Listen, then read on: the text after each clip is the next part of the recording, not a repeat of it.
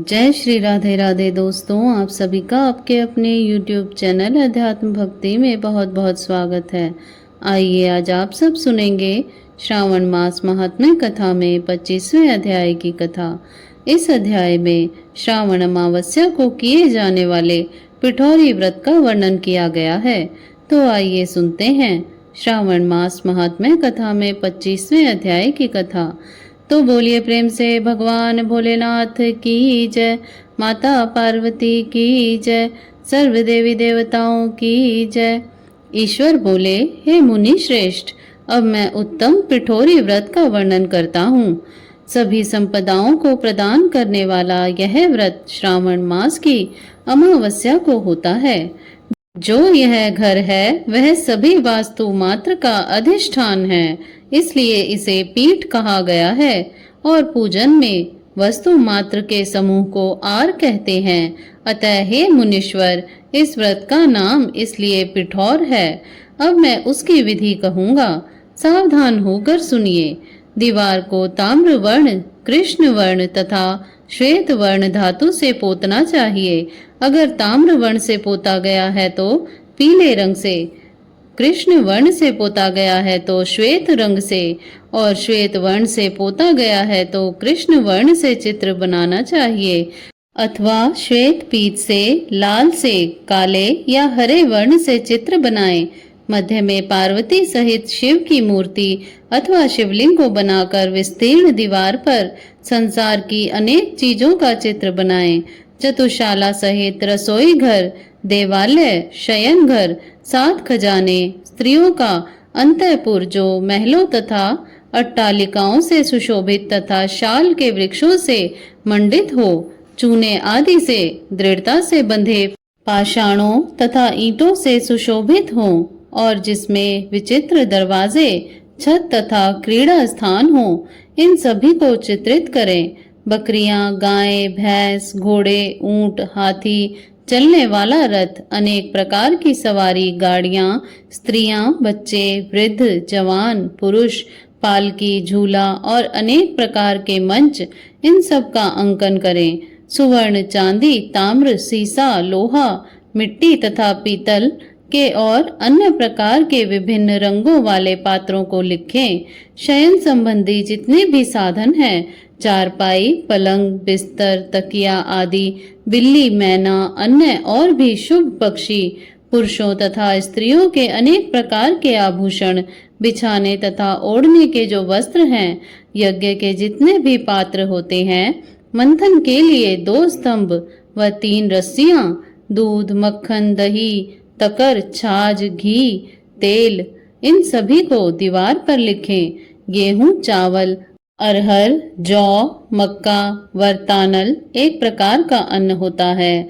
चना, मसूर, कुल्थी, मूंग, कांगनी, तिल, कोंदो, कातसी नामक अन्न, सांवा, चावल, उड़द, ये सभी धन्य वर्ग की भी अंकित करें। सील, लोढ़ा, चूल्हा, झाड़ू, पुरुषों व स्त्रियों के सभी वस्त्र, बांस तथा तृण के बने हुए सूप आदि, ओखली, मूसल, गेहूं आदि पीसने तथा अरहर आदि दलने के लिए 2 यंत्र, चाकी तथा दरैता, पंखा, चंवर, छत्र, जूता, 2 खड़ाऊ, दासी, दास, नौकर, पौष्य वर्ग, तृण आदि पशुओं का आहार, धनुष, बाण, शतघनी एक प्रकार का अस्त्र, खड़ग, भाल, बर्छी, ढाल, पाश, अंकुश, गदा, त्रिशूल, भिंदीपाल, तोमर, मुदगर, फरसा, पट्टीश, भूषुंडी, परीघ, चक्र यंत्र आदि, जल यंत्र, दवात, लेखनी, पुस्तक, सभी प्रकार के फल, छुरी, कैंची, अनेक प्रकार के पुष्प, बिलव पत्र, तुलसी दल, मशाल, दीपक तथा दिवट आदि उनके साधन, अनेक विध खाने योग्य शाक तथा पकवानों के जितने भी प्रकार हैं, उन सभी को लिखना है।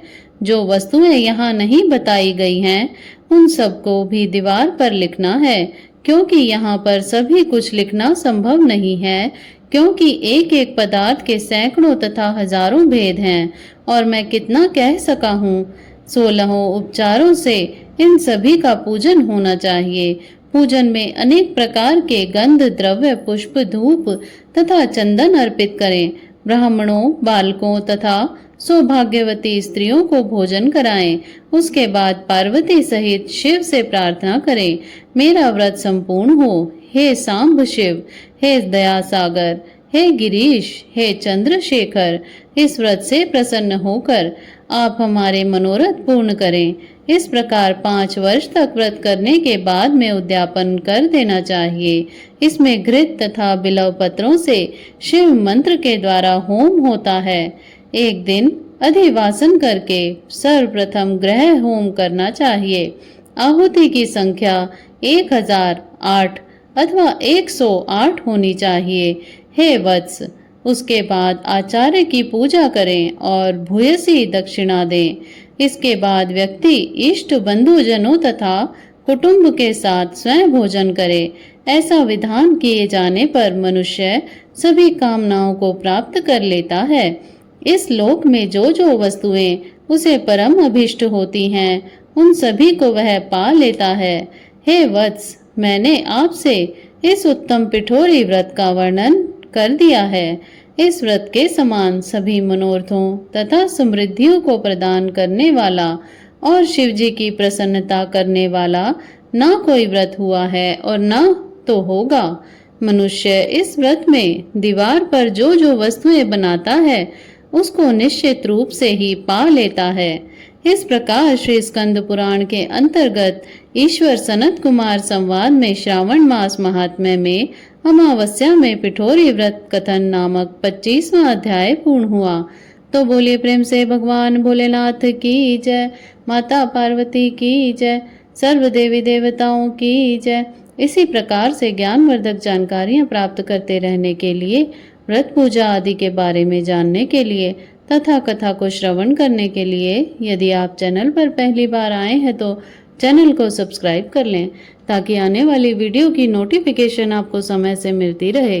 वीडियो को लाइक करें, शेयर करें। सुखी रहें, स्वस्थ रहें। जय श्री राधे राधे। धन्यवाद।